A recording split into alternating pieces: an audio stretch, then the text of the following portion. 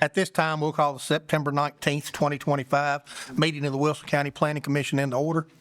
Anyone wishing to give testimony before this board today, if you would, please stand and raise your right hand. I hereby affirm the testimony I give today to be the whole truth. So help me God. Say I do, please. I do. Thank you.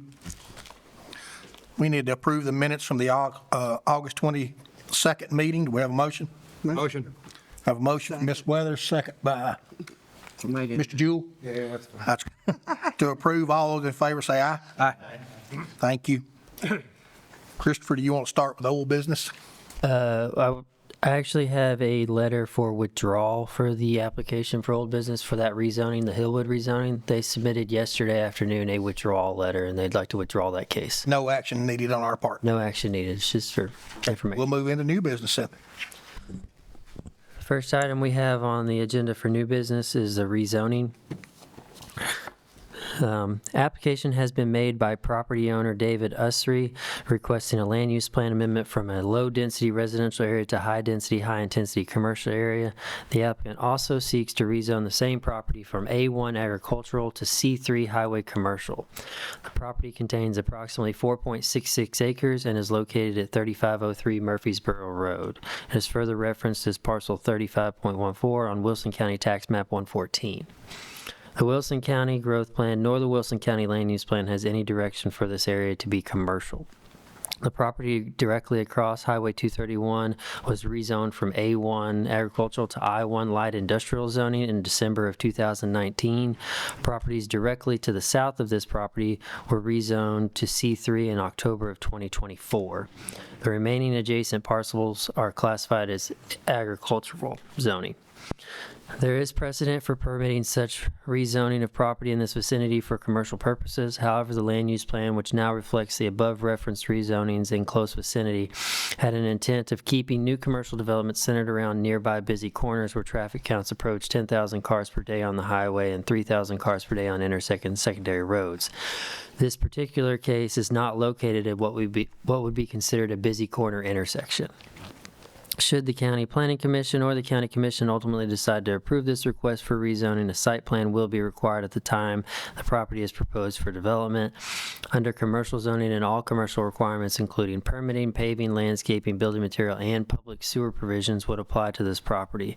Unless variances are granted by the Board of Zoning Appeals for any of the specifically listed site plan and commercial requirements. Finally, staff members have made copies of the rezoning request available to emergency services and have been given no feedback regarding the rezoning. Staff will know that the proposed rezoning falls within the limits of Maddox-Simpson WEMA Station's 5-mile ISO response zone for fire and emergency services.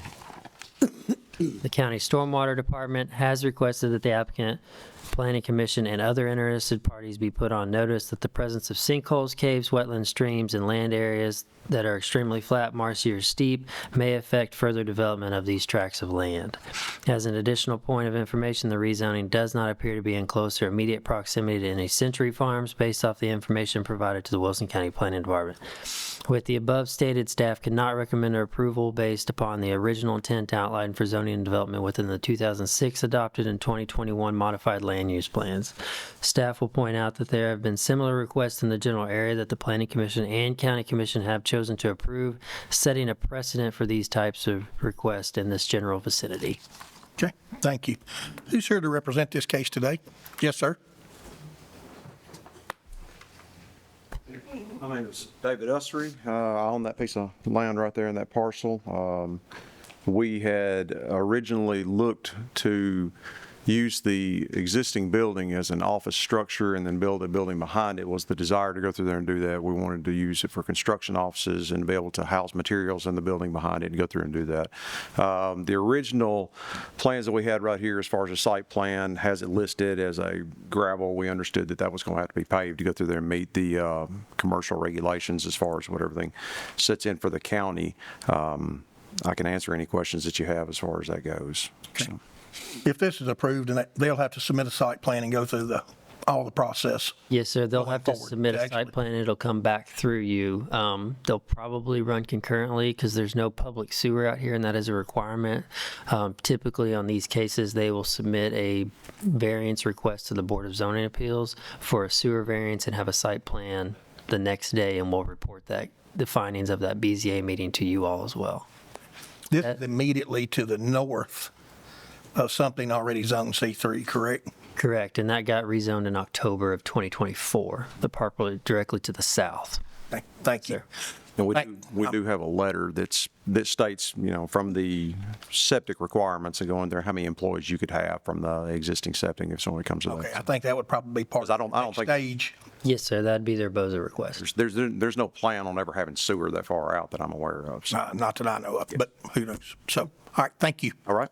We have anyone else here today wishing to speak on this case? Chairman, can I ask you, Yes, sir, Mr. Jewell. is it appropriate, what type of business are you planning to put in this area? I didn't catch that. My desire is to have construction offices in the front and then be able to house materials in the building behind it that we put behind it. So it's the building materials. It would be, between construction equipment and, building materials to go through and do that.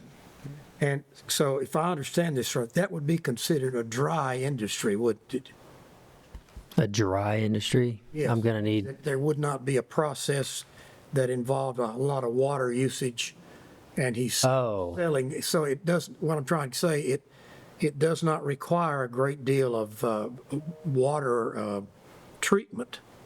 It's a dry industry. yeah, I would believe that to be, You're referring to septic. yeah, I would believe that to be the intent, yes. He might have in a manufacturing situation. Right, that would come back through, that would be addressed more at the site plan stage and the BZA request, but I mean, if he came in and, because C3 does allow restaurants, if he came through with a site plan for that, you all would definitely need to consider that as part of, this is operating on a traditional septic, and that would be considered not a dry industry at that point. Okay. Yeah. Christopher, what he's describing, does that meet the criteria for a contractor's yard? No, because he's got testimony that all his storage is going to be under roof, so that would fall under more of a mini warehousing, which is allowed in C3. We had that discussion earlier about when I first came to Christopher, I was looking for a light industrial, but he said that this would fit more. And speaking to Haskell Evans, he said that it would fit more within the demographic of what they're trying to do in that area and to go through. So they encouraged to go from a C3 zoning instead. Yeah. Because I think we can make everything meet with the variances, and it gives the Board of Zoning approval, the ability to kind of oversee the project and do what they want to do with it. So. Okay. Mr. Chairman, may I ask a question? Yes, sir. How much traffic, how many trucks do you expect will be going in and out of Murfreesboro Road? Nothing likes what they're now. You can only run 6 employees with the septic variance if I get it. So, we're not talking about multitude of, industrial trucks or anything from that, Right. Just a small area that you can, if you've got a backhoe attachment, or if you've got, materials you're doing on a job, or you're going through and building something, you got to have that kind of stuff to go through and work it out. We don't have a big crew, so it's like. Okay. Okay. Thank you, sir. All right, thank you. Do we have anyone else here wishing to speak on this case today? Yes, sir. Please come forward, state your name for the record. Hello, I'm Bob Zanker. I live down the street at 6258 Old Murfreesboro Road in Lebanon. So this area has been, and I wasn't able to come back in October the last time there, that residential area got converted over to commercial. So I'm taking the opportunity today to say, this is a neighborhood. And so we're stealing from agricultural and residential locations to make commercial locations. I understand there is some thought associated, this is on 231, and that maybe there's a concept of that commercial businesses should be in the area. I live in the area. I don't want to see it. I'm trying to express the fact that I don't think now with the current use plan, and I don't think in any future related type of use plans, as maybe was hinted that that's the direction that we want to go, should be commercial related for this area. I don't think it adds to our community that's in south part of the Lebanon area. Why do I say this? Because commercial related type of things like a restaurant probably won't be able to happen. Grocery stores can't happen up there. We're on top of a 4-mile hill, right?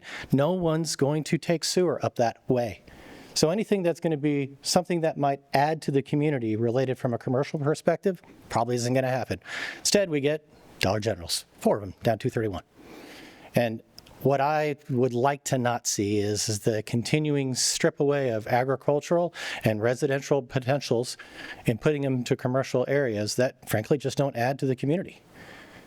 Now, I understand he's got a job and he wants to do this for his company, and I would say absolutely those are things that should be done, but I don't feel like they should be done next to people's homes.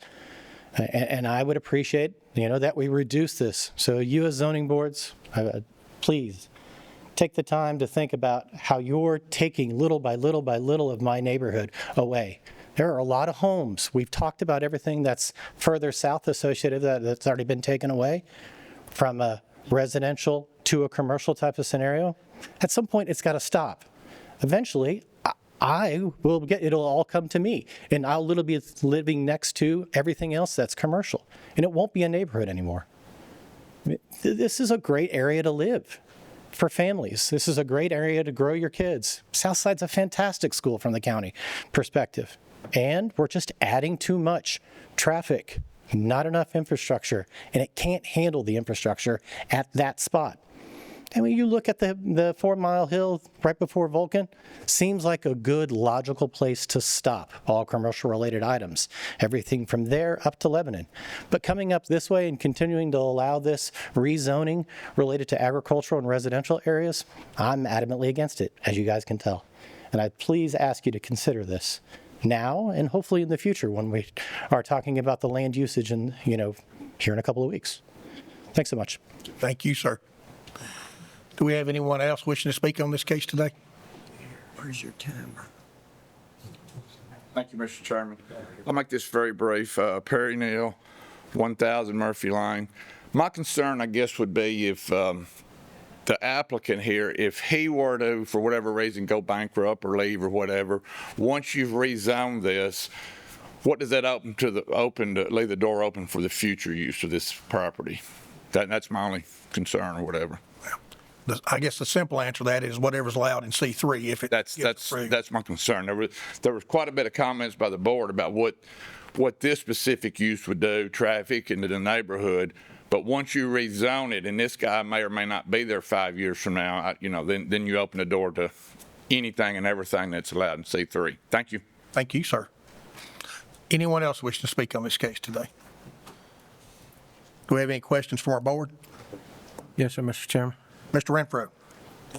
Chris, did I hear you properly? Since it was tabled, I guess I can chat about it. He came to your office. You guys discussed what the most applicable application would be, which was C3, and then your recommendation is against that. So did I hear that properly? That is correct, yes. He came to my office, and to keep it consistent with rezonings that have been approved, C3 was there. He originally wanted I-1 light industrial, which, talking with the commissioner in that area, that was going to be, regardless of what this board made, it would have been more difficult for him to go follow through with the next step. One of the reasons is light industrial allows outdoor storage of heavy equipment. C3 does not allow outdoor storage of equipment, which he would be prohibited if the rezoning were to be approved. But my recommendation is solely based off the guidance of the land use plan. Just based off precedent, that's why I directed him to ask for C3 as opposed to I-1. But as one of the visiting members or public said, this is perpetual. It changes C3, it stays C3 unless someone else comes forward to change it back or whatever. That would be correct, yeah. And is the BOZA approval perpetual as well? Yes, it stays with the land. So anybody could walk in and say, I don't have to have this public sewer as it's listed for this particular zoning. If they get the BZA approval, yes, sir. That's it, Mr. Chairman. Okay. Any other questions? Mr. Jewell? Chris, you referred to it, but I missed this. Right across the street there, what is specifically that? There is a business over there, isn't it? Excuse me, guys. It's Truck rental or truck? no, it's like a storage facility. I'm blanking on the name of the gentleman that Eddie McCreary, I think was the property owner at one time on that property, and he got it zoned I-1. And it's more of a rental equipment storage facility, but it is zoned I-1, which allows that outdoor storage of equipment. It's directly across the street, yes. Front. Yeah, yeah. Now, TriStar, maybe? is that some sort of business to the bottom of the screen there? That is the one that most recently got zone C3 in October of 2004. The gentleman that came in for that, he was the owner of A1 Fun Cycles, and he got that rezoned on that property to allow, it's not automobile sales, recreational vehicle sales is what his business was. Okay. I'm sorry, sir. 24, sorry. Yeah, 24. That's been rezoned for 20 years. Well, then down below that is the county. Last year. Down below the A1 Fun Cycle site is, I believe, it'd be the Tennessee Hydrovac site. That one got, Whoever owns it now. That's been changed. yeah, that was probably 4 years ago, I want to say. Yeah. Yeah, it's pretty heavy commercial in there. Yeah, I mean, that corridor has been, yeah, there's been a lot of precedent for commercial in that corridor, yes, sir. Where are the houses in relation to this lot in question? Are you talking about Mr. Zinker's home? Yeah. You would have to be to the north of this, I assume. Yeah. But their house is directly behind and to the side of it. The houses behind, they front Old Murfreesboro Road. Yeah, Okay. Sure. 231 from Lebanon to the county line, there's a lot of commercial and light industrial developing in there, isn't there? there is, it doesn't go all the way to the county line. There's a large gap in there where residential preservation kind of has been a key factor in that. Yeah. Yeah. About Dollar General, I want to say it right there at the intersection of Chicken and Trammell Road and on 231, that's about as far south as it currently goes, and then it doesn't pick back up until you get to the county line. You've got that tank company down there that's across from Cedar Vine. Yes, that's it. That would be down, that's, yeah. Yeah, Vesta Road, Yes, sir. And then the gap that you're talking about is from about there back up to close to Baird's Mill, isn't it? Well, past the state park out to yeah. maybe Vesta Road. Okay. Any other questions from our board? Just a comment, sir. At some point, it has to stop, and we have to control it. Just an observation. Okay. Any other statements, questions from our board? Chris, does he meet the regulations and requirements that he has to have to submit this and get it approved, other than the land use plan? Well, I'm not following what you're talking about. Like, if he submitted a commercial site plan right now, The what now? are you talking if he submitted a commercial, well, not without the rezoning, no, sir. He would have to have the rezoning to, The rezone, but yes, sir. he is appropriate to make that application on the requirements. He's met the requirements to make the application. Oh, yeah, we do have the, yeah. It's a rezone. He's submitted all the documentation, the application, and he does have, if you want to go to the next slide, the topo that's required for all rezoning requests. Yes. Okay, and the sewer requirement that with no sewer, a septic situation would be appropriate for the number of employees he has, is that correct? He has to present to the board. They'll ask his use, and he'll commit on the record that he's not going to have any more than a maximum of 6 or 8 employees, whatever that septic record calls out. Now, that is an honor system in most cases. If the septic fails, that's typically a TDEC issue, and that'll be reported by neighbors having visual evidence of the failing septic. But But if he's operating on the variance, county could, if they were so inclined to, hold them to some standard. Whether or not we police that every day is, yes, absolutely. The standard kind of is like the Board of Zoning Appeals will put that it's, 6 employees and it's a dry use, per your words. If he came in and said, you know what, I'm requesting a restaurant on this, the Board of Zoning Appeals had a request for that on a septic, and that request was denied just because of the usage. It doesn't make sense to try and put that on a septic tank that's only going to hold for 6 people. The water usage is too intense. is everything out there, it's either has a variance from BOZA or it has a freestanding step system. Everything out there has a variance from BOZA with exception to the Dollar Generals that are on 231. They're the only businesses that have a freestanding system. They have a freestanding system. Both Dollar Generals on 231 have a freestanding system, yes, sir. Okay. Okay. Any other questions from our board? If not, I'll call for a motion. I move we approve. I have a motion to approve by Mr. Jewell. Do we have a second? I'll second that motion. We have a motion and a second. All those in favor vote aye. Aye. Those opposed? No. I'm going to need, Thompson's a no, and Mr. Renfro's a no.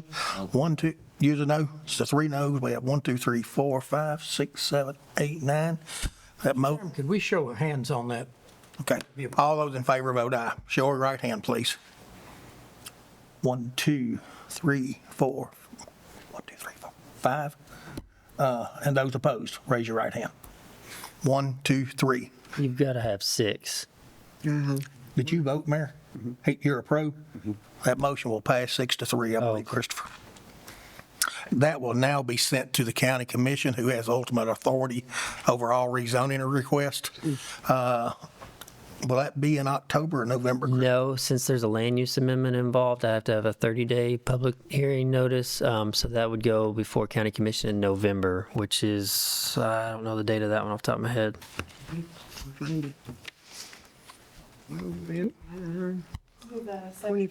It'd be Monday, November 17th at 7 p.m. Oh, the county commission 7 days. Where did that from? November 21st, is that what you said, Christopher? November 17th Sorry, I was listening to, at 7 p.m. That'll go before the county commission November 17th. okay, thank you. We're ready for our next case now, Christopher? Yes, sir. It's another rezoning.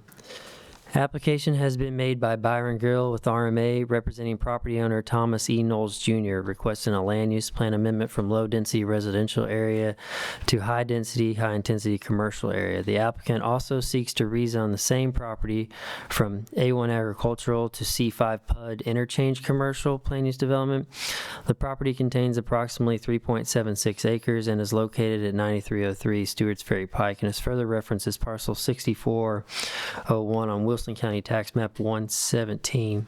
I do need to amend my comments on there. I do have an error. This is not a land use amendment. This is a straight rezoning. It does not need a land use amendment for this parcel. Okay. It is anticipated that development of this property, if approved, would be served by the public sewer line that is in close proximity to this property and controlled by the Wilson County government. As such, the Wilson County Sewer Access Committee will require approval of any proposed connection after a site plan has been approved by the Planning Commission and documentation from the City of Lebanon that effluent capacity can be handled. The Wilson County Growth Plan in this area calls for additional retail presence in this area that serves the traveling public, and that the interchange should be community-scale goods and service-oriented development for the benefit of the surrounding residential areas. The land use plan provides additional direction. The desire for additional retail commercial development should strongly consider and pay respect to the character of the existing Gladeville community in this area. The C5 Interchange Commercial District is a limited commercial and retail district that specializes in the types of retail and service commercial uses one would typically encounter in the interchange commercial districts. The use of this property is said to be high intensity, allowing for all types of traffic. As a result of its intended proximity to an interchange with the limited access highways. However, the listed allowable uses will be regulated per the PUD request to this parcel. Uses that will be limited to this property per the PUD overlay requested are as follows: gasoline and service stations, hotels, motels, drive-in restaurants, drugstores, convenience markets, accessory structures, and uses customarily identical to the above permitted uses, utility and governmental uses, gift shops, and general retail, commercial, and office use. Uses specifically prohibited on this site will be as follows: liquor stores, any business that derives 50% or more of its sales from tobacco or e-cigarettes, their components and related accessories, commonly known to the public as vape stores, and truck stops. And this would And those are the uses that will be strictly prohibited on this site. Should the County Planning Commission or the County Commission ultimately decide to approve this request for rezoning, a site plan will be required at the time the property is proposed for development under commercial zoning, and all commercial requirements, including permitting, paving, landscaping, building material, and public sewer provisions, would apply to the property unless variances are granted by the Board of Zoning Appeals for any of the specifically listed site plan and commercial requirements.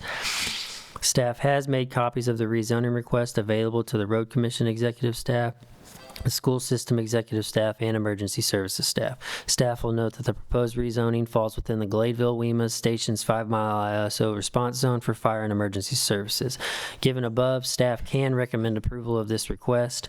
The county engineer has requested that the applicant, planning commission, and other interested parties be put on notice that the presence of sinkholes, caves, wetland streams, and land areas that are extremely flat, marshy, or steep may affect the development of this tract and the total number of lots realized through subdivision development. The rezoning does not appear to be in close or immediate proximity to any Century Farm based on the information provided to the Wilson County Planning Department. And I do want to reiterate, this is not a land use amendment. This is just a rezoning request for this parcel. I apologize for that. Not a land use issue, but this, No, sir. okay. Christopher, can I, this is in a PUD, and I assume when we go to a PUD, it gives us the opportunity to restrict what can and can't happen there. It's Yeah, and that's those uses that I the outlined. uses are a part of the rezoning. They are tied to the rezoning in perpetuity. Yes, sir. No matter who owns it, changes hands 40 times, it doesn't matter. That would be correct. If they want to add those uses in at a later time, they have to come back through you and go back through the entire rezoning process with a master plan amendment. So all the new, if they wanted to add additional uses, if the property were to sell, that comes back before you and then the county commission. Okay, thank you. We don't want to make sure I understand the strength of what you said. We don't have to specifically mention those particular usages within a motion made. That all is automatically within the rules he has to live by. Is that correct? Yeah, that's what the applicant has proposed they've had pre-app meetings with myself and the commissioner, Mr. Jones, in this area. And that's what we've decided, or that's not what we've decided, that's what the applicant is willing to commit to in order to help get this rezoning passed. But that'll be tied to the rezoning in perpetuity. Okay, thank you. Who's here to represent this case today? Mr. Gill. Good morning, Byron Gill with Rochelle McClellan-Alds. I represent the applicant. As staff stated, we worked closely with the county commissioner, and that is what resulted in these PUD restrictions. I think there was a concern about the community and keeping the character. I think this fits very well. It's a convenience store that's, in my opinion, I drive by that all the time, is very needed. They've also got some retail space that would go along with it, a couple of different end caps that would either be restaurant or, office space, whatever that may be. So we are prepared to comply with the restrictions of the PUD and think it'd be a great project for the area. Happy to answer any questions you got. Thank you, sir. Anyone have any questions for him? Thank you, sir. Anyone else here wishing to speak on this case today? Do we have any questions from our board? Yes. Mr. Renfro. Is this public sewer available there? There is a public sewer line in this immediate vicinity. It would be operating. Now, they do have to go through the capacity allotment with the city of Lebanon and then to the sewer access committee to get that approved, and they will have to purchase those FSCUs. This will be off the Stewart's Ferry Pike pump station if they were to request that. Before they're allowed to request that capacity, they will have to submit a site plan through you all to get approved. The sewer access committee will not approve capacity without any site plan approval by this board. So, you all would see them again. We just would not allow them to get a building permit until they have that sewer access, the sewer access fee paid. How many SFUs are left? In the Stewart's Ferry Pike pump station, wasn't ready for that question, roughly 420 at the Stewart's Ferry Pike. It's very new to anyone. Now, there is going to be a fairly big hit on that in the coming months, I would assume, with the There's an elementary school on Central Pike, I believe, that's proposed. I've got that road, right? I think it's an elementary school. It is. It's got to have about 50 SFUs. Yeah, there will be a proposal for SFUs. We're in the process of applying to the Water Authority for control over that property. If that is approved, the school board will have to come before the Sewer Access Committee and request SFUs. And I believe in talks with the City of Lebanon, that's the pump station that those will be allotted off of.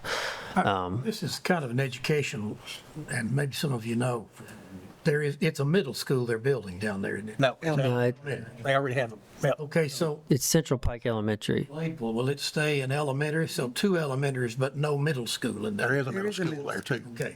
Built 5 or 6 years ago. Yeah, okay.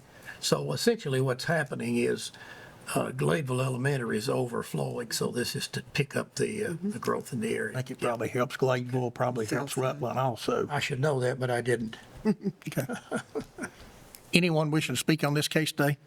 Anyone else? Any other comments from the, Yes, sir. Mr. Gill? Unfortunately or fortunately, I hear everything and make all the notes. So let me ask you something. You stated that this would be a unique selling opportunity based on their product, the convenience store needed. Are you not across the street, across 840 from the same type of selling at the truck stop? no, That's the next exit down. That's the next exit now. Okay. So this gives them another venue, the local community. I think it's the only one. I'm there is no gas at Stewart's Ferry at all. At that exit. All right. I just want to be clear. Thank you, sir. Christopher, I got just a random question. Obviously, they could sell beer or would potentially want to sell beer at some point there. Does it meet the site distance from downtown Gladeville where the churches are? Ball field. It would have to be 1,000 feet. I'd say it meets the site distance. I think it's farther than 1,000 feet to the intersection. Is that 1,000 feet as a bird flies or is by It's as the crow flies, yes, sir. the crow Yeah. flies? Okay. I don't have any other way to measure that. Are you talking about like road distance? Yeah, I mean, Yeah. I didn't know how y'all measured that. No, we measure it 1,000 feet as the crow flies, and it's not from the property line, it's from structure to structure. So it would be from where this proposed building is to the front corner of Gladeville Baptist Church. I think it's probably over 1,000 feet right there. Yeah, they would, for beer sales, they will have to go through the beer board to request a permit for that, and that'll get checked more in depth at that request point. So, I mean, the only thing we're strictly prohibiting would be the sale of liquor, Which that's in the county and you can't sell liquor in the county anyway, correct? to my knowledge, yes. Not legally. Yeah. Chris, can you back that up one slide, the one you had that showed the proximity, it had the road proximities on it? Yeah, right there. That is literally right off the exit at Yeah, Stewart's yeah, Ferry. that's what I'm saying, what I was trying to get my hands around. Okay, thank you. Do we have any other questions from our board? If not, have a motion for Mr. Noakes to approve. Second. A second for Mr. Thompson. All those in favor vote aye. Aye. Those opposed? That motion will carry and I assume goes That will go to the October 17th County Commission meeting. October meeting of the county commission. Yeah. Rezonings that do not require land use plan have less public notice requirement. Okay, thank you.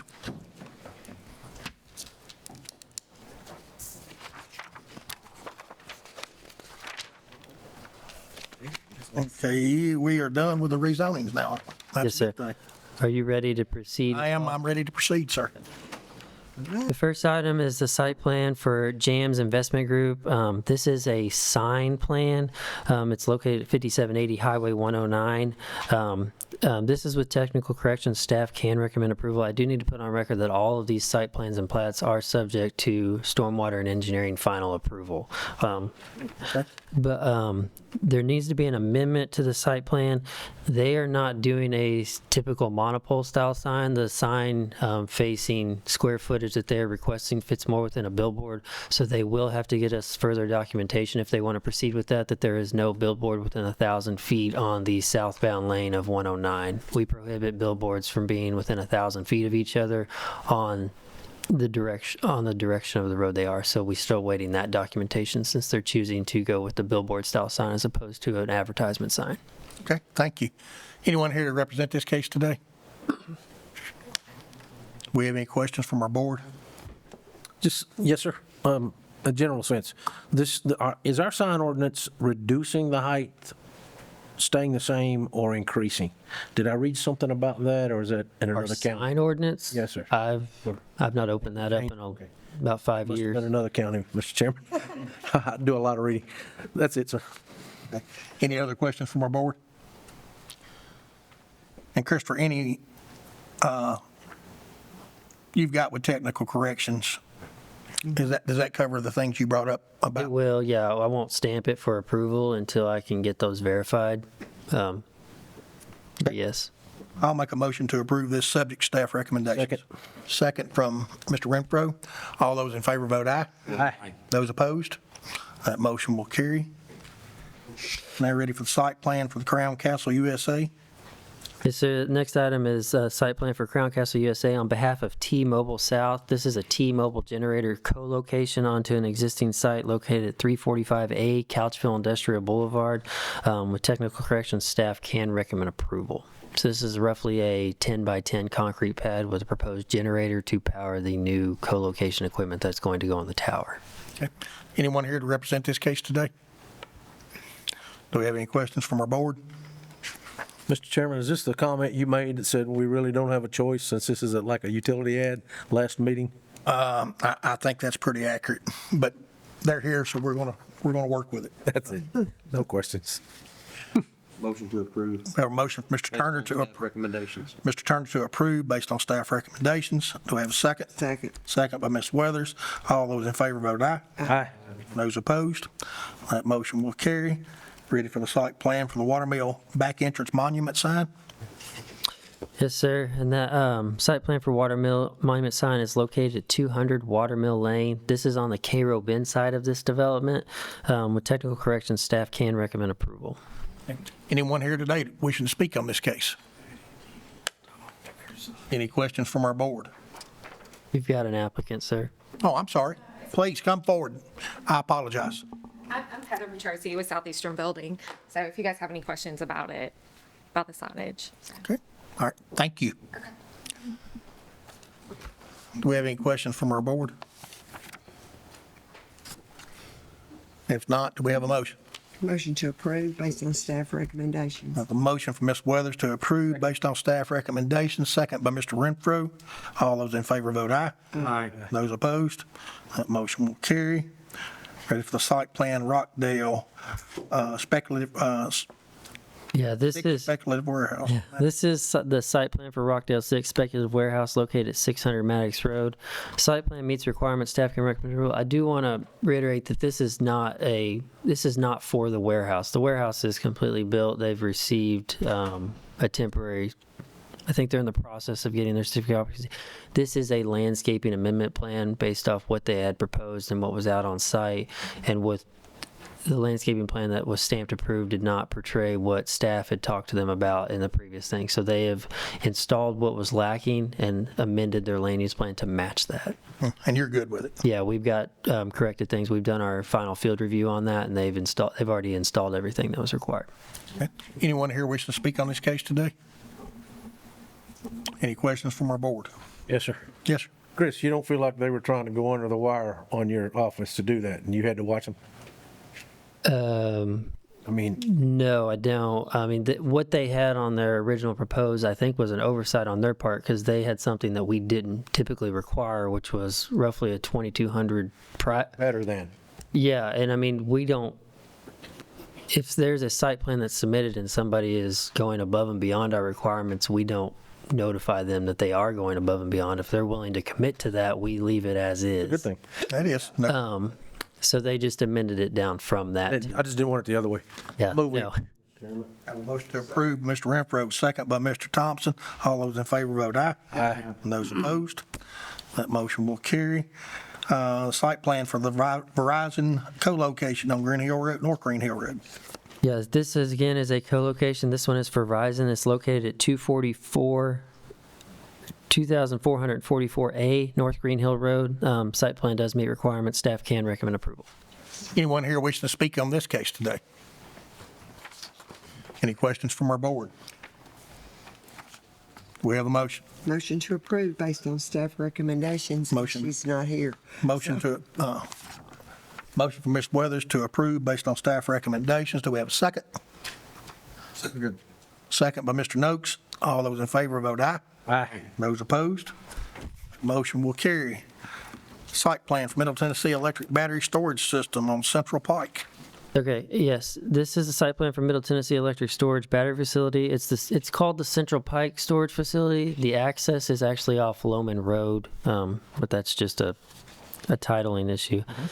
Site plan meets requirements. Staff can recommend approval. I do have additional comments that Gladeville's asked me to read into the record. Proposed grading for this site and driveway entrance on the project may impact a Gladeville existing water line. Gladeville Utility will need to confirm the location and depth of the line to determine if the impact exists. The project engineer will need to coordinate with Gladeville before they start issuing land disturbance permits. Can you tell me what a electric battery storage system is? Yeah, it's new to me too. The property is owned by Middle Tennessee Electric, so I believe it's affiliated directly with them, and they're going to own and operate this battery storage facility. To the best of my knowledge, they locate these next to their existing substations that are out there. The next one is another example of it. They use this to store energy on non-peak hours and then give back to the grid at peak hours, to my knowledge. There's also some private companies out there, because we've had requests for these, that also work with Middle Tennessee Electric on that, and you may see some of those in the future as well. The only difference between the private company and the fact that Middle Tennessee owns and operates this, Middle Tennessee is a utility that is considered a quasi-governmental jurisdiction, so we have a lot less regulation on what's allowed there. They have committed to some of the screening requirements that I've proposed on this site, specifically since it is so close to the public right-of-way. I'm trying not to, and they're staying out of the floodplain as well on this property. There's significant floodplain on the northern part of this property. But it is, to my knowledge, it's just a battery storage facility that stores energy for non-peak hours and then gives back to the substation during peak hours. That'll be a lot of big batteries. Yeah, I would say it is. There's 4 pads on this particular request. I'm not going to be able to answer the details on what the kilowatt hours on that. You have to run bigger transmission lines over people's property. That I don't know. I'd have to ask the applicant on that one. Not usually. I don't. I wouldn't think so. Not usually. So, it's probably off the top a little bit. TVA is planning something very similar over here. Anybody talk to you about that? I have not had a conversation with TVA, no, sir. Just got it wrong information. Well, now TVA over at Chattanooga has Raccoon Mountain. I don't know whether you're familiar with that. I'm not. During the day, they pump water to a very large reservoir on top of the hill. Not during the day, at night. During the day, they let the water fall off and turn generators until the thing is depleted, and they do it all over again the next night. It's the way to beat the problems with a lot of draw on the grids. During peak hours. That's been there a long time, though. That's an old setup, but That example is creating energy during peak hours. This is just a storage of electricity during non-peak hours. I don't know how the energy is getting to the substation. Yeah. I'm just saying, I don't know if this is hydro-powered electricity at this site or if it's coal-powered at that point. It's inverted DC to AC. Yeah, That's how it would work. I do have a question. Mr. Chairman. Yes, sir. SWIP, secondary containment, are you going to get involved in that since you're investigating / inspecting this, or are they going to be self-driven with the state utility for that? About the stormwater pollution plans? No, the base of these batteries have to have secondary containment and SWIP for testing. That all 4 corners of the property. Before we approve a site plan, these will be reviewed by our fire marshal that would enforce that to International Fire Code, whatever year he's working. NES has some of these, and that's what they do. It's a requirement. So it's just an observation, sir, just to see if they would do it because of the land, and it's out there that batteries and leaching can cause a big problem otherwise. EPA issues if they were involved in this. Yes, sir. Have to be. I think so. But I didn't know if Chris's group was going to try to co-monitor that or not. That was Well, we'll work with the fire marshal, and we're going to take his requirements as grace before we stamp off the site plan.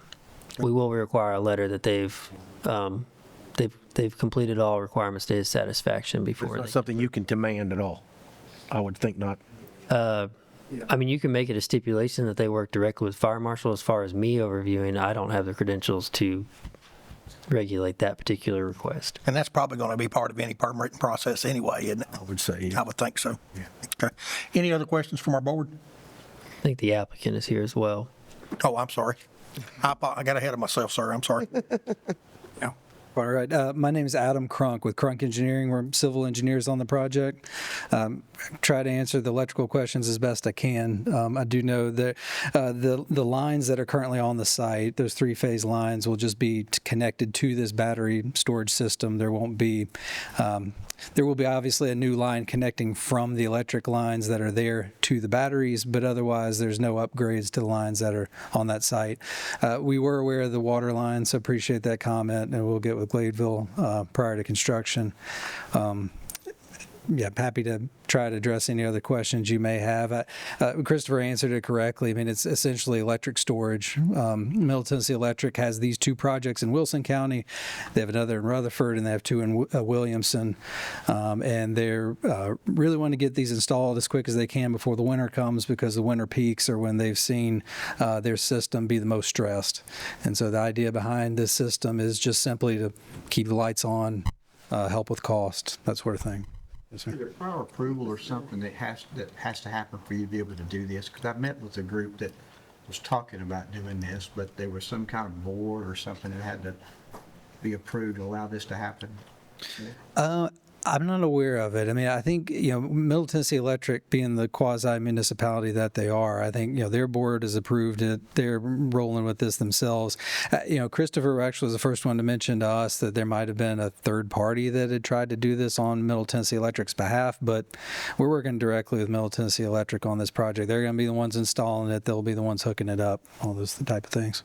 This is a technical question and really is not relevant, but batteries you normally think are DC.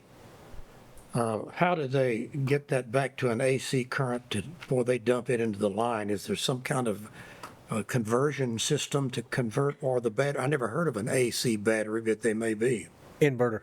Have to be an inverter, wouldn't it? Absolutely. Large rack-controlled inverter. Very large. Yeah. Rack and breakers, all the stuff. Batteries are DC storage. Correct. Batteries are DC. You're exactly right. Yeah. Any other questions for him? Thank you, sir. Anyone else wishing to speak on this case today? I wasn't planning to, but since we're working on the site pretty much right behind it, I would be surprised if the neighbors, at least that I have met with in that area, would be fully in favor of this. Also, the questions that were raised about potential leakage, there's a pretty substantial creek that runs not far from it. And if they're trying to get it in by, before this winter, although I think that's a great idea, certainly I know that, keeping people warm throughout the winter is important. Again, I'm not in the space. I don't know what kind of environmental studies and all of that would need to be done in order to get it approved. But I would at least imagine the neighbors in that vicinity would probably like to see that happen. I mean, it's September, so if you're talking about getting it in by December, it's a pretty quick turnaround. Is it safe to assume this has already been through a rigorous regulatory? Oh, sorry. State your name for the record, please. I already did. Alex Becker. Okay. So, yeah. So my understanding is that all the materials for the batteries themselves are self-contained, in the cabinet system. These are small cells within the cabinet, so there's not large materials that I think could leak, simultaneously. I'm trying to, and I apologize, I'm not the electrical or the battery expert. Just looking through my notes to see what liquid there is within the system. I will tell you, if you want to learn more about them, these are Tesla Megapacks. You can look them up online, find some of the information there. Let's see.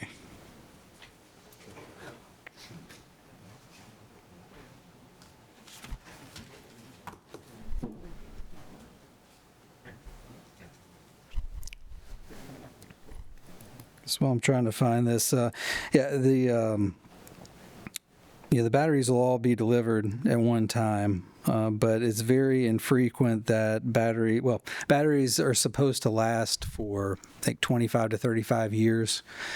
If any do fail, then they would be replaced in just a small modular sort of way. They're not, while the cabinets themselves are 9 feet tall, the batteries cells within side of them are fairly small. Can you tell us if y'all have went through any other regulatory oversight or permitting processes to get to where you're at today, other than this board? Yeah, I couldn't tell you. I mean, we as the civil engineers for site development, no. I understand. No. I understand. But in terms you of, might know something we didn't. yes sir, no, I don't. Okay, thank you. Good. Any other questions from our board? Just a statement, not trying to usurp or work for this company, but usually the newer versions of batteries would be gel-filled and not lead acid like we're all used to in an automobile, that kind of thing. But they can leach, and they can leak. That's why I mentioned secondary containment, is that whatever volume of the material that's used for the ion exchange must have enough capacity if they all leak. Or depends on what municipality you're in, 90% or more if they leaked. So that's just kind of the thing. The reason I ask about it is because it is in a rural area, and I wasn't aware of the adjacency to the creek, but that would be a concern if the secondary containment had. 200 feet, Oh, yeah, maybe 300 feet of a creek. Football field length. yeah. Yeah. I don't think this is a bad problem. What I'm asking, though, is oversight in the future, since Chris and his office would only be concerned about the SWIP and runoff, and it can be tested, yearly or bi-yearly, every 6 months, as they do a lot of the manufacturing facilities in the city and county. But who sees that, I guess, would be the question. Is it just the state office and those kind of things? Because if we're getting asked to approve, then we should know who's going to be watching it, I would say, Mr. Chairman. And that it's being watched, more importantly. Correct. So I don't know if we give it an approval just on the civil side, which seems straightforward, what about all the other, I guess, would be the oversight question. Mr. Chairman, I would think if Middle Tennessee Electric's involved with it, there's plenty of oversight. Oh, man. Yeah, they're pretty good about that, but Pretty sticky about it. Yeah. Okay. I mean, they're a good company, Yeah. I agree. basically, and I've never heard any fundamental issues with their usage across the state, in the different counties. But here we are becoming the gate that says, go ahead, and it's only civil he's asking for and to get the site plan approved, but what about the follow-up for the community and for the neighbors and et cetera? You said they're putting one in Rutherford and one in Williamson, didn't you? 2 in Williamson, and there's one existing in Rutherford right now. Already? That's right. Yeah. That's right. So, and I would like to. We're not leading the charge. No, sir, you're not. And there are specific instructions for putting out fires at these stations. Water is not a good idea. NFPA 55 is what they said that they need to follow, and that they do have a plan, and they do plan to share that with fire, and in a similar way that they do for their substations, because fire marshals got to be aware of how to fight those fires there too. That's not a standard type of fire. And then I was going to add, there is liquid for the cooling system, but I believe that's the only liquid that are part of these batteries.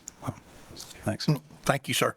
I don't want to negate any sort of discussion or anything, but I do want to make you all aware that since Middle Tennessee is considered a quasi-governmental entity similar to ourselves,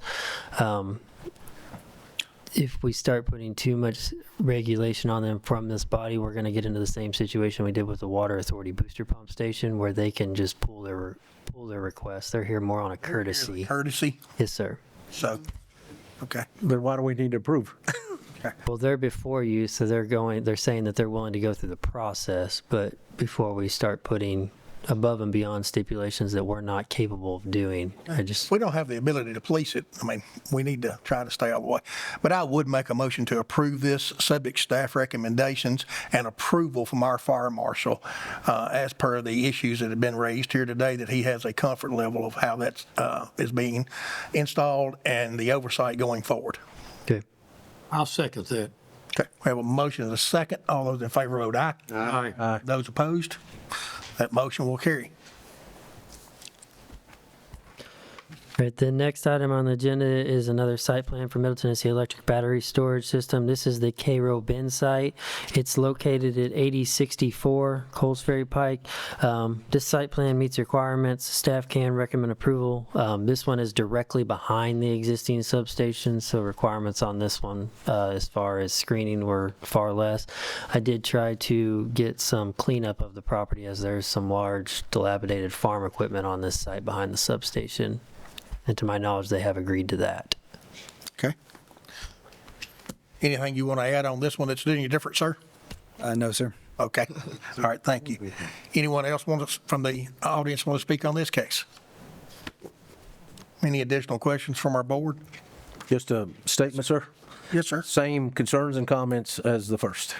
Okay. Anyone else? Move we approve, Mr. Chairman. I have a motion to approve with the same stipulations that we talked about in the previous one. Second. Do we have a second from Mr. Turner? All those in favor vote aye. Aye. Those opposed? Motion carries. Thank you. The next thing you have is a sketch plan of Beckenhaven Reserve. This is located at Loman Road and Central Pike. With technical corrections, staff can recommend approval. This particular development, staff has worked with the developer. There is proposed connections to the Seven Springs subdivision and the Quad Oak subdivision, and then this development itself will have access onto Central Pike. So that would create 3 entrances for those 3 communities. There would be 1 on Central Pike and then 2 on Beckwith. I believe that's Beckwith. Might be Logue. I apologize for that, but I do have, I am requiring connection at this time to those other 2 developments to help with emergency services and public safety.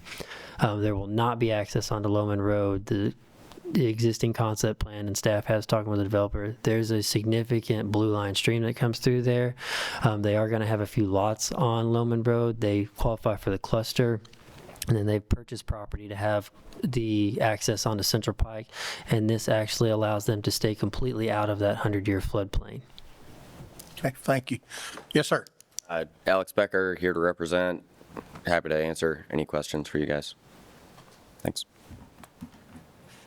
Do you have your, obviously this is on a step system. Do you have your permits in hand already, or is that in the process? We do not have permits in hand as far as STEP goes, but we've been in talks with Adenis. As you can see, we've lined up an easement to connect over to Hark Reader, where they have a line for their system and they have plenty of capacity. So.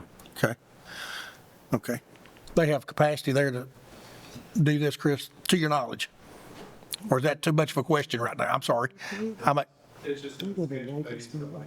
don't, okay. I jumped the gun again, sorry. They've given us We do require them to submit that letter of availability before we let a preliminary plat go before you all. We do have a letter of and that's from Wilson County? Yeah, from Adenis, Wilson County, whatever you want to call it. Yeah. Okay. Well, there is a difference. That's the reason I asked. Okay. Anything else you need to tell us? Does our board have any questions for me? I have a question for Christopher. Yes, sir. So what qualifies them for the cluster? You have to have 50 lots or more to be able to qualify for the cluster provision. This development originally, which I think it worked out in their benefit. Now this was prior to the C.K. Smith ruling. They had 47 lots, and this forced them to go out and reach out to neighboring owners, which they had to purchase that property that got them access to Central Pike. But in that exchange, we are going to get an access onto Central Pike for this development, which is, in my opinion, far better than the access we had on Loman Road, because it doesn't have to worry about crossing a blue line stream in a floodplain with existing culvert infrastructure. But yeah, it's 50 lots or more, Mr. Turner. Is there a light proposed traffic control there on Central where you're?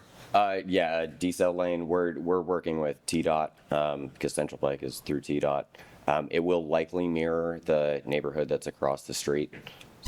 I'm familiar with that. Okay. And there is no traffic signal there. No, sir. No. The more you bring in there, the more they might want to look at that. That would, yeah, It's T-Dot's the call. T-Dot route, They're widening it, but not that far down. Yeah. yeah, the T-Dot requirements, the state routes, they're completely up to them to approve.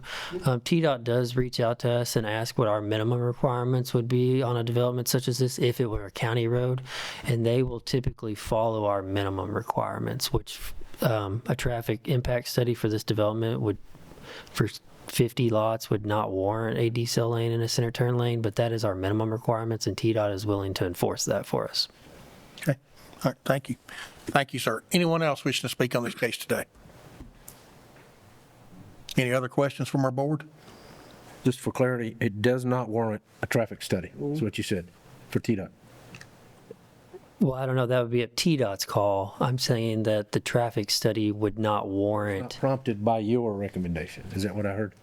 Correct, because it's not my route. I'm letting you know that 50 lots in the past would not warrant the improvements that we require at the county. Thank you, sir. That's it, sir. Anyone else have any questions? Okay, do we have a motion?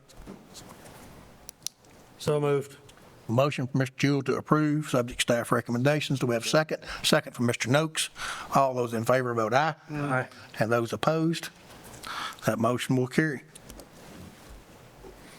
And final for the Kevin Burke property. Yep, this is the final of the Kevin Burke property located at 2887 Saundersville Ferry Road.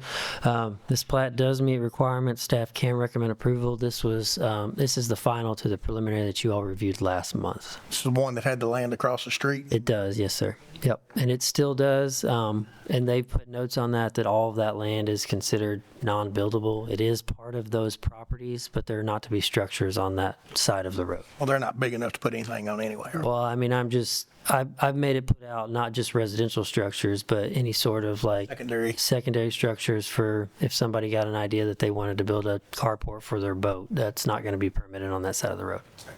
Okay. Anyone here wishing to speak on this case today?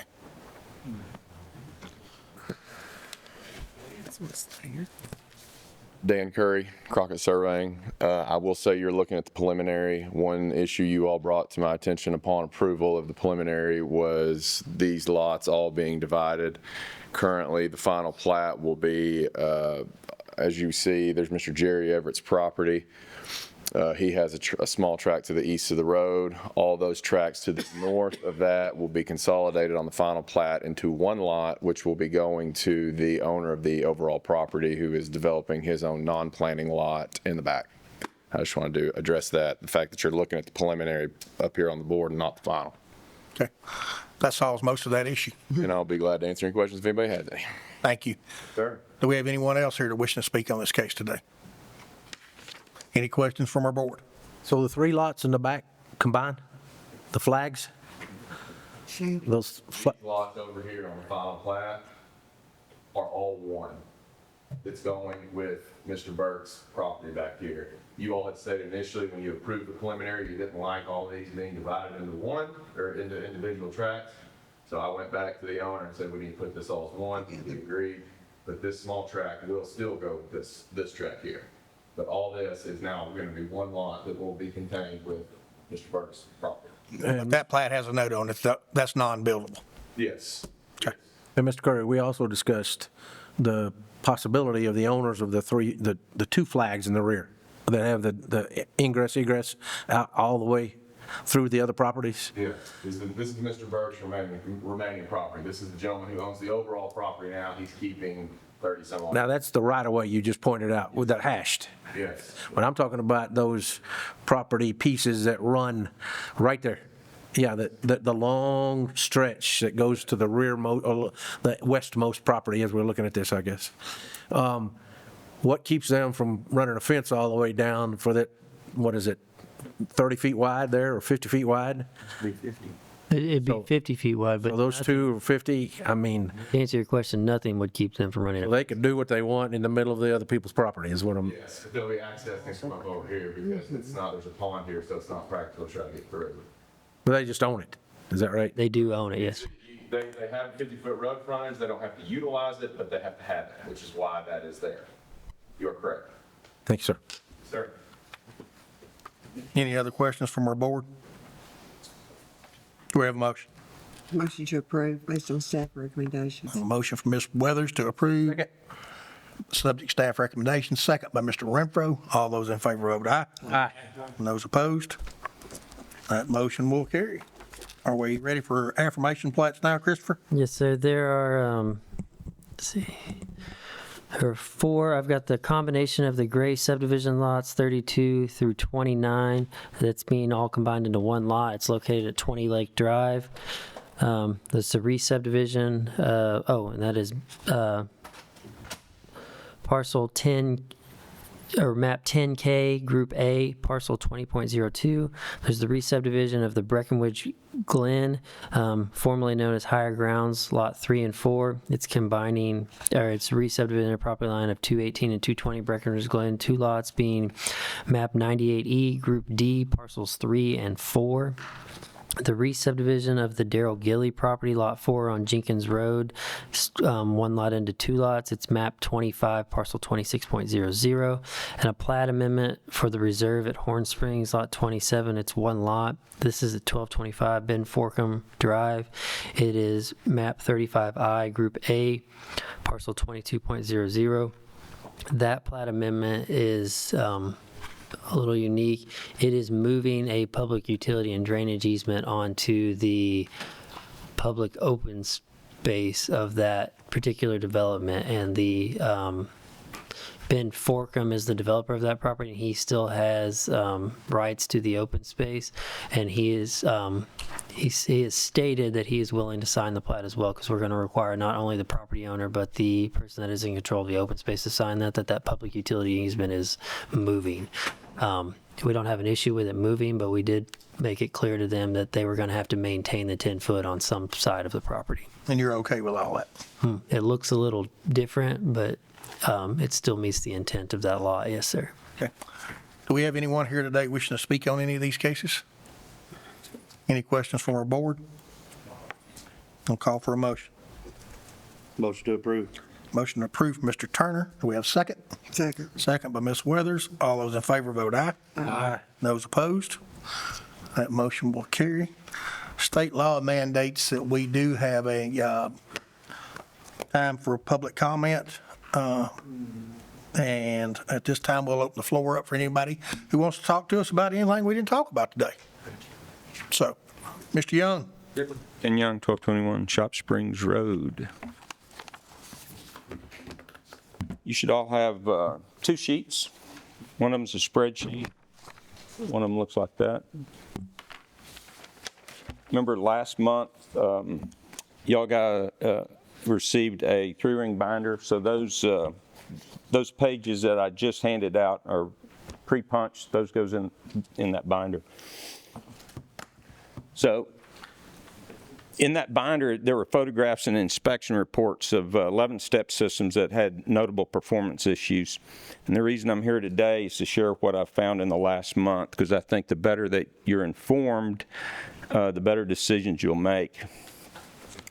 So considering how a step system works, the most fundamental question is how many is the maximum homes that can drip area handle?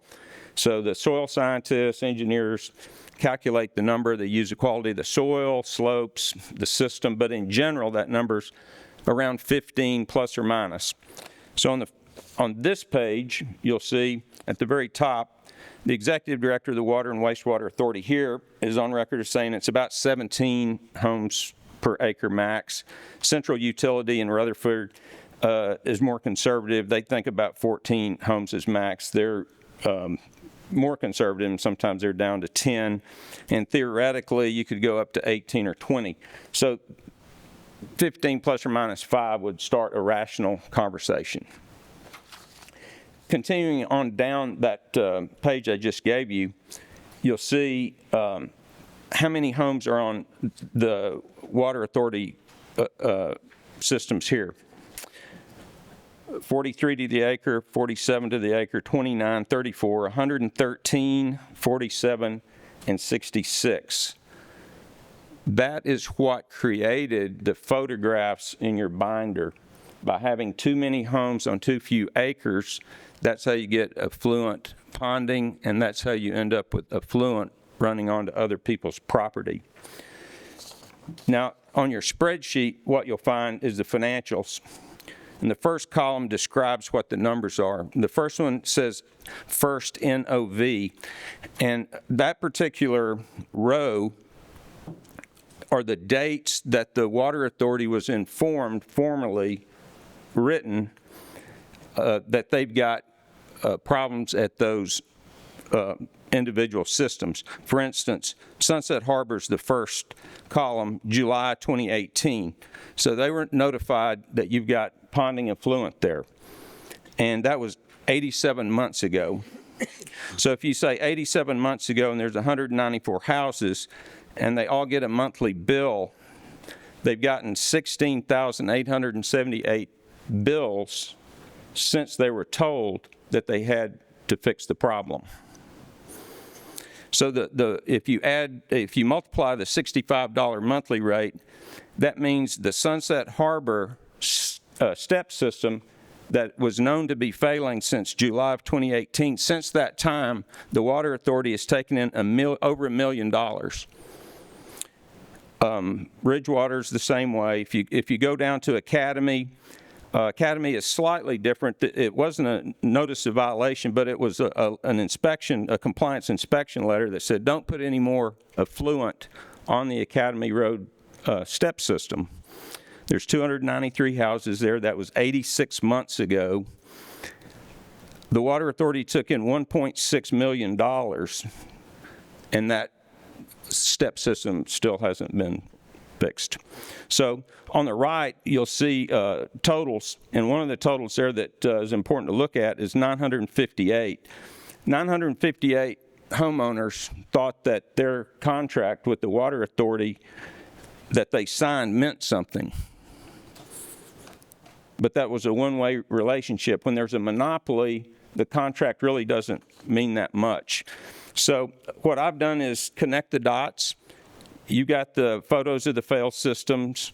You know what caused those drip areas to fail. And now we followed the money from the homeowner to the authority and on to Adenis. So what I'm here to say is that I'm going to work on a way, either through the subdivision regulation or the zoning regulation, to prevent this from happening in the future. So I've talked to Chris a little bit about it. I've talked to the Central Utility District in Rutherford. I've talked to the Williamson zoning people. Most likely we'll use the Williamson County zoning document as the template. So the more informed you are, the better decisions you make, and I will take any questions. Thank you, sir. Thank you. Anyone else wishing to speak today?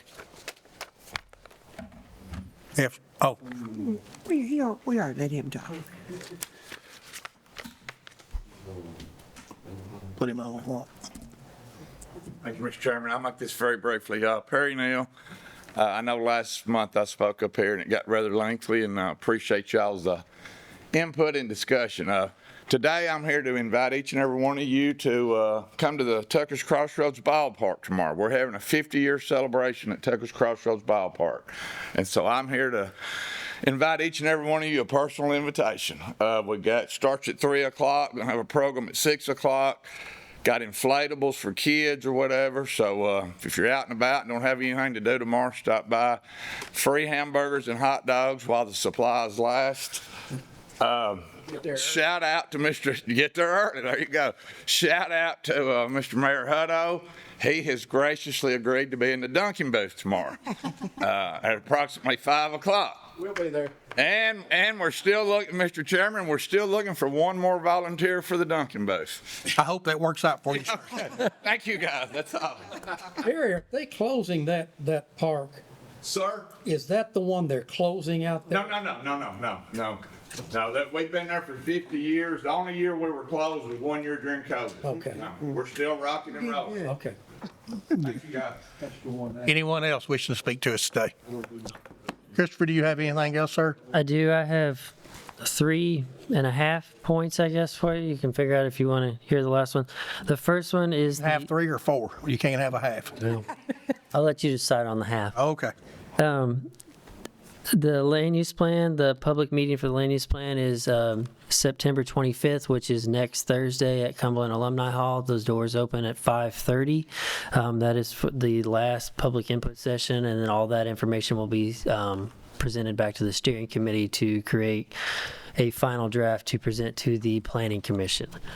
If I might, get off on that. I'm going to ask you again, of course, the mayor's here, but who gets the final say on that thing? Is it this board or the county commission? This board will have the final say on the land use plan to adopt it. Now, whatever this board adopts, it is going to be forwarded to the county commission per their request. They can choose whether or not they want to adopt it at that point. Now, if they don't adopt it, it's going to look a little odd because they've adopted the 2006 land use plan and subsequently the 2021 amendment. So they would, in essence, be following the 2021 amendment plan if they don't choose to adopt it, but this board would be the final say on amendments. But per the request of some of the county commissioners, they do want it to be forwarded to them so they can adopt it, and if they adopt it, they'll be living by the same land use plan you all are. What time was that? Which makes all kinds of sense. It does make most of the sense. It's at 5:30 is when the doors open. Okay, what's next, sir? The next item is the zoning amendment. I just want to make you all aware, the resolution amending the lot size and allowable use criterion for the agricultural and all the residential zones in the county. The decision by C.K. Smith, the county commission has voted to appeal that decision. We are also going to run the amendment back through the process because it was deemed that the procedural process was wrong on that. That will be on next month's agenda for you all to consider that amendment. Go ahead. I was at the Planning and Zoning Committee board the other night. Help me understand one thing. That they're going to be sending us a motion or recommendation. They're forwarding you an amendment. Forwarding us an amendment. We voted up or down. We can't amend it or anything, but we can make suggestions. You can make When suggestions. it leaves us, does it go back to planning and zoning? No, sir. We clarified that policy to cut out the circulatory regulation policy. So now going forward with the policy that we have, unless the amendment is requested by this board, all amendments requested by the public or any sort of other county official, they will first go to Planning and Zoning Committee. That committee is a forwarding body, not a recommending body. They are going to look at the amendment. They will be forwarding it to the Planning Commission. The Planning Commission is making the recommendation to the County Commission. It then goes to the County Commission. The Planning and Zoning Committee, in their with their position, in the past, there has been ordinances tabled at that committee. That would no longer be an option. If somebody from the public or a county official recommends an amendment to the zoning resolution, the Planning and Zoning Committee has to forward it. They can make some changes to it or tweaks to it before it gets to you, but they will be forwarding it to you. You all will be offering a recommendation, and then if the county commission is in disagreement with the regulation, they can deny it at that instance. But if a amendment to the resolution comes going forward, it'll go to the Planning and Zoning Committee. It'll be forwarded to you all for a recommendation, approval or denial, or suggestions to it. And then those suggestions, if that is the case, will be presented to the county commission. The county commission can either adopt those suggestions or deny them, or deny the ordinance outright or approve it. Okay. But that is to keep us out of, and all the suggestions, if you all make them, suggestions will be advertised and put on record in the planning office to be observed during regular business hours. That way, if the county commission chooses to accept those suggestions, we don't get in the same procedural error that we had with the substitution of an amendment. It would have been properly vetted. Yes, sir. I'm trying to, yeah. Is the psychology of this is to vote to appeal it? There's a process en route right there. Psychology of it is to go ahead and do something different back to us again, and then dismiss the appeal after it passes. That's kind of, Dismiss the appeal after it passed. Oh, if it passes, to dismiss the appeal? They're appealing it, why are we? dismiss the appeal where? Yeah, I If agree. they've appealed that, why is it even coming back here? Yeah, that's my thing. If they're gonna appeal it, then why are we What are we talking doing about with it? Well, the short answer is planning and zoning told us to, is the short answer. Better off to let it go into place and then do it. Well, I think all of this is a way to dodge responsibility of who did what. That's the bottom line. Now, somebody might not like me saying that, but that's what it is. I don't want to get into that part of it. As far as the appeal, Mike might have to reiterate a little bit on that process, but to my knowledge, C.K. Smith overturned it based off of procedural error. So we're running it back through. To my knowledge, if it goes back through correctly and County Commission adopts it, we can drop the appeal or we can continue with it, and I guess you're looking at just overturning the ruling from C.K. Smith on a.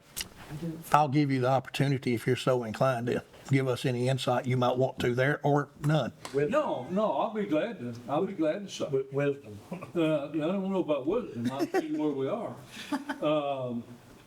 The decision by the chancellor was procedural only. He's not spoken on the. I understand. Up or down with that. So the decision was made by the county commission to, with the planning and zoning recommendation, to appeal that. Now, somewhere, the substantive issues got to come up. So if it comes back through here, whatever y'all do with it's gonna go up. If they approve it, it's gonna become the law. If they don't approve it, then we're done. And the appeal most likely will go away. In other words, it stays as is, if that's what you're saying. But if you don't appeal it, if I don't file the notice to appeal by the 25th, and it'll be filed either today or Monday. Okay. If I don't file it, then you lose your opportunity to appeal that. It was more time sensitive to get out in front of that than we could actually get through the process of what we're actually doing. Yeah, that's correct. Okay. So Christopher, the suggestions you're looking for that you mentioned for this board, do they become formal by vote? Or because if I make a suggestion or the chairman, and do they all get listed? Well, Or You would They- make, that's- they would be that's a part, trick question, they would be because part of a we've got to motion. vote what they're sending us, up or down. And if we vote it up or down, Change it. we can't change it. If we decide to vote it down, we can send a negative response With suggestions. then my And question, that would go straight to the county commission. suggestions by a common vote? You're gonna send it up or down, positive or negative. And then if you've got suggestions, you're gonna vote on those. Right, but we would have to vote it down before any suggestions come into play. Do what now? We would have to vote it down before suggestions would matter. I don't, You'll have to vote on it either way, yeah. Well, I understand, but if we vote to approve it, I don't know why we'd be making suggestions. I think there's three motions there. Mike, tell me if I'm wrong, but you can either vote it for approval, or you can just vote it outright or disapproval, or you can make the motions to send it forward with suggestions. You wouldn't be making the motion to disapprove with these suggestions. You would just be making the motions, we're going to forward it to you with suggestions, and the suggestions will be listed. This body has got to either recommend or not recommend, That's what I was. and that goes up. But can we recommend with suggestions? No, No. Okay, that's not what Christopher just said then. you can make your motion for suggestions and send them up, but you don't time till you vote. Okay. Two separate votes. That's right. You don't time till you vote, because that's where we got in trouble last. And they can toss the suggestions if they don't like them. Well, the primary thing we didn't do is do it right this time, irregardless of how we do it or what we do. We need to get it right. So Well, I agree with that. I bet you do. I agree with that. I bet you do. We say we got it right last time. The we problem happened over here. Well, that may be true, but we don't need to, what we put them in a position, what we set up, to where they made a decision to change the motion. And I think therein lies how they went about doing that caused the problem. Caused the problem. That's the procedure. Yeah. While we may have not directly done it, we sent them something that actually got implemented that caused the problem. Now, I'll tell you something else. I'll probably kick myself for bringing this up. But based on what the chancellor did the other day, there was a time here 3 or 4 or 5 months ago, we sent something up with no recommendation. We did. I don't think we can do that anymore. I think you gotta vote it up or down. Well, when we don't have enough people here to get the votes we need, how do we do that, Mike? Then it doesn't pass. It's gonna take 6 votes to get recommended for positive. Okay, what about denial?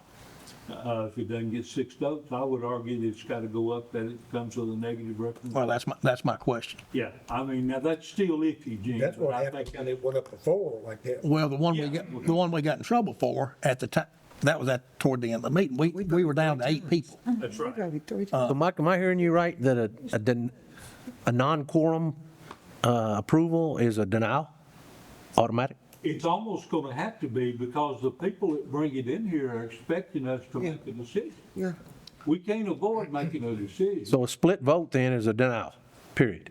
I mean, the one he's talking about, we voted 6-2 one, or 5-2 one, or 5-3 one way, and then 3-5, 3-5 the other way. So we never got 6 votes. Would now mean a denial, according to the new definition, or this, Since I've been here, My interpretation, now that I may get shot down somewhere on that, but if any of these gentlemen out here bring us a rezoning or whatever, we've got to vote it up or down. We've got to recommend or not recommend. since I've been here, Can't get around that by saying 3 or 4 of us go to the water cooler, we've only got 7 and we'll only get a 4-3 vote. We can't do like they do in the legislature, go to the water cooler. well, anytime we've had something, we couldn't get a quorum on something, we've always entertained new motions. So what you're telling me going forward is we can't do that. Let me qualify that by saying if we see that we can't get a vote either way. We can defer it, I think, as long as it meets the requirements of the time. But some things that are time sensitive, 60 days, and I don't recall. Yeah. But if we're into that, then we just gotta sit it up and say, Negative recommendation. yeah. Mr. Chairman, I'm not going to the water cooler, but I do have a serious doctor's appointment on that day. So, I don't know, we'll try to work it out. I use that as an example. I hadn't heard the water cooler in years, but it used to be in the Congress. You didn't want to vote for something, you just went to a water cooler. But we need a quorum. We absolutely need a quorum. You can change it. When is that, November? That comes in October, correct, Chris? Yeah, October. October meeting. Yeah, it'd be your October meeting, yes, sir. Okay. What else do you have, sir? I'm sorry. Number 3 is I sent you all a doodle poll online to request dates. I've got it narrowed down. I had it narrowed down to 2 dates that I was going to make available. It was October 13th and October 14th. The times were 10 o'clock to 11:30 on both of those days, and then again from 2 to 3:30 on both of those days. The time that got the most responses, which that's probably what I'm going to go with because that seems to be where people are going to be able to swing, was October 13th from 10 to 11:30 a.m. And that is a Monday from 10 to 11:30 a.m. I'll reserve this room for that, and the workshop will be held at that time. It had you all and the Planning and Zoning Committee. I've got the majority of the responses for that Monday morning. And that's when that workshop, and that's for the PUD ordinance. Yes, sir. The PUD ordinance, if you all deferred that to your November meeting is when you all are to make a recommendation. Last month. Yes, sir. Yep. Okay. And you got another half comment? Yeah, I can reiterate on some of my findings that from the Water Authority regulation, if you want that to kind of build upon what Mr. Young had presented to you, I have followed up with some of the neighboring jurisdictions on how they do that. That is up to you if you want to hear that. Let's listen. I have reached out to Rutherford County and Consolidated Utility District. Consolidated has an engineer on staff that reviews all step system plans in-house. They regulate it, I believe, Mr. Young said 14 homes. I was told it was 15 homes per acre. The TDEC requirement, I think, is roughly 17.4 homes per acre, if you're looking at that. Consolidated Utility District, they self-regulate it to 15 units. There is nothing in Rutherford County zoning ordinance or their subdivision regulations. I have talked to their planner on staff about regulating step systems. So Consolidated Utility, they're the quasi-governmental agency that's similar to Wastewater Authority. They self-regulate that to 15 units per usable soils area. I've reached out to Williamson County. I've not heard back from their planner on how they're regulating. They do have some language in their zoning ordinance, but it directly refers it back to the Williamson Water Authority is the governing agency on step systems. I'm waiting to find out to see if they have any sort of language I can't find in their subdivision regulations on if they regulate it per their subregs. It could be regulated through a zoning ordinance. I feel like it's more of a subdivision requirement if we are going to choose to try and regulate usable soils. It is a very fine line, though, because the Wastewater Authority is a similar entity to us. It's about 16 per acre in Williamson County, and they require 1 acre of reserve to every acre of drip later used. Okay. But ultimately, TDEC is going to have final say-so on it. They give the operating permits, yes. Right, okay. And I mean, that's just what I've found out so far. I'm not going against anything that you said, Mr. Young, but if you all want to allow him to follow up on that, that's just the research that I've been able to acquire so far. What you said just then, whether it's a 15, 17, 16, TDEC would have had to approve that step system capacity regardless of what, if they vary, TDEC would have approved that. Is that correct? That is correct. So in the example of Rutherford County Consolidated Utility District, an applicant would submit their request. TDEC would approve it, and they'd give them their approval letter for 16 or 17 units. And then Consolidated takes that approval letter and says, okay, we've got your approval letter, but you need to amend your site to the 15 units is what we allow maximum. So, I mean, they are. It's going to vary some then, based on what I'm. Based on what the utility districts self-impose upon themselves, yes. But that number also changes with the quality of the soil. It does. The way Consolidated is viewing it, with my discussion with them, they don't care on the quality of the soil as long as TDEC approves the acreage. They're doing it based off acreage, so you have to have a minimum quality, absolutely, but if your quality is better, they're still only allowing 15 units. You've got 45-minute soil, you get treated the same way as you do 75-minute soil. Yeah. The way Consolidated is doing it, yes, it's based off capacity. It comes down to it. Yes.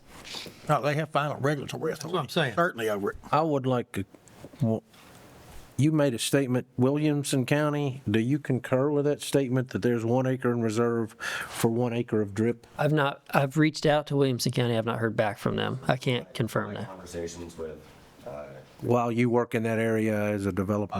yeah, I mean, more so my boss, I've also done a lot on the wastewater side. We've worked with Senator Cody and recognized the huge problem across the state. Yes, I believe Williamson County, I can't confirm it's the only one that requires a 1-to-1. Typically, it's a 1 to a half acre. So if you do the math quickly in your head, 100 homes, 7-point-something acres, give or take, at 15 per, would give you a 15 to 16 acre area that you would keep 7 of those in reserve. Is that about? I'm rounding figures. And I do think that I believe Williamson County does care about the quality of soil. So when you, and I'm asking this because you're experienced with them, excuse me, Mr. Chairman, but when you purchase this, you buy rights to the remainder for the water authority? Just trying to figure out logistically. We should hand it all over. Okay, so you've given them 15 acres with this. Whatever the acreage is. And then when you build new, what do? Go out and condemn the rest for something else if they're going to add to that? No, even here, you give the land to Wilson County Water Authority. As you build, as you're the developer? If you're the developer, you give the land to Wilson County Water Authority. Okay. But we don't have the 1-to-1 as he's speaking about in Wilson. Not to my knowledge. And I'd have to wait for a follow-up and see if that is Williamson Water Authority requiring that 1-to-1 or if it's the actual county per zoning I regulation. don't understand, Mr. Like Chairman. right now, Wilson County Water Authority, they require a 1 to a half. So if you need 7 acres, they're getting 10 and a half. And I think that's the standard. I know, so I'm basing this off my conversation with Adinas, who I know also works in Rutherford with CUD. So I think Rutherford is also 1 to a half, like Wilson County. Mr. Young. I spoke with the head of zoning at Williamson County this morning, and the way they handle it is in any of their zones, it's permitted, it's a permitted use by right. And if it's a permitted use by right, that's in Chapter 11, they refer you to Chapter 20. And their Chapter 20 is what covers all of the non-traditional wastewater systems, which is a step system. And then there's a set of requirements that you have to go through before you can apply to the planning commission. So that's how they handle it. It's all within their zoning document. It's permitted use, and then you have to refer to their chapter on what you have to do. And yes, TDEC's involved in it, but that's all it is. Yeah. Thank you. And I've got a copy of that section of their zoning ordinance. I'm just waiting to talk with them and see how it's enforced, because I believe the letter that he's referring to that they're getting is from Williamson Water Authority, which is ultimately they're the enforcement body on that as opposed to the county. Now, the county is requiring the letter, but they're not doing the enforcement part of it. Right. Okay. Anything else, sir? No, I am done. Mayor Hutto? So the question I got, if TDEC says you can have 17 homes, let's say, Christopher says we're going to go harder than they are, we're going to say 15 homes. Yeah. And this board says, we ain't going to approve unless it gets 10 homes. I don't think you can, you'd have to pass it. Subreg, you're talking about putting us saying, hey, look, we're not going to let you develop this thing unless you go to 10, put it within our subreg. Is that what you? That is how we would have to enforce it, to my knowledge. Now, there is zoning. If we wanted to physically enforce it, we can put policy in our zoning ordinance that says that we require secondary checks and maybe a third-party letter in addition to the wastewater authority. That could be in a zoning. But as far as actually regulating the number of units per usable soils area, that I believe would need to be in our subregs. Now, we're going to get on a really thin ice there, but I mean, That's what I thought we were headed to, where we could have subregs that said we're going to require more than what they do or yeah. guys, and that would just give us. If we wanted additional checks and balances, I do believe we could put something in our zoning ordinance that said we want some sort of third-party letter in addition to the wastewater approval letters and Adinas approval letters. The way Williamson County does it is they contract a consulting engineer to review the package. And when the package is reviewed and deemed in compliance with their Chapter 20, then it can go forward. And one of the things that has to be done before it can go forward is a draft state operating permit. That would have solved all of our problems at the academy and school deal, because they never had a draft state operating permit. That would be just one of the fail-safes so we don't get into these problems. This is basically a fail-safe. This is something to prevent the major disasters that we're seeing now and that are in the pipeline. I can't do anything about what's in the pipeline, but we can start now by making sure that we don't have any more of this. So that's it. And and Mr. Chair, I had talked with Britton Dotson, who is with TDEC, probably 6 months ago regarding, my question with him on the phone, he's very knowledgeable and he's very good to talk with. He would love to come talk to her about Wilson County, so he's never been asked. Anyway, he travels all over the state. He used to work here. He used to be here. All over the state and, talks to you guys about, but anyway, he had talked, when I asked him, what's the big difference between Wilson County and Rutherford County? What is Wilson County's failure rate here and Rutherford County's failure rate is right here? He says Rutherford County has adopted industry standards, which are much stricter than TDEC standards. And I think that's what Mayor Hutto was talking about. I don't know who adopts them. I don't know what the wastewater does, if you guys do, but he said in a nutshell, Rutherford County has adopted much stricter standards than what TDEC's are. And that's the guy that worked for TDEC. So I don't know, just wanted to throw that out there. But if you want to clean it up, that's how it's cleaned up. Somebody, somewhere or another, has got to adopt some tougher standards than what we currently have. And then it's got to be enforced. Thank you. But to our mayor's point, which I agree with, is there has to be a level of expertise. He just mentioned, standing up here, that there's an expert that they hired. Now, I can do all kinds of math, but I'm not qualified to do soil sample testing. I don't know if the rest of my colleagues are or not. To put it on this board as a responsibility means an outside hire, I would think, or somebody working for Chris that would be able to do that. So that added layer would require an expertise level that Michael could defend in court as saying they don't want 10 from Adinas, they want, or the 15, they want 10. So do we need to get into that is my question. And Well, it looks like we may be headed in that direction, whether we want to get into it or not. Okay. And how to maneuver that and make it enforceable.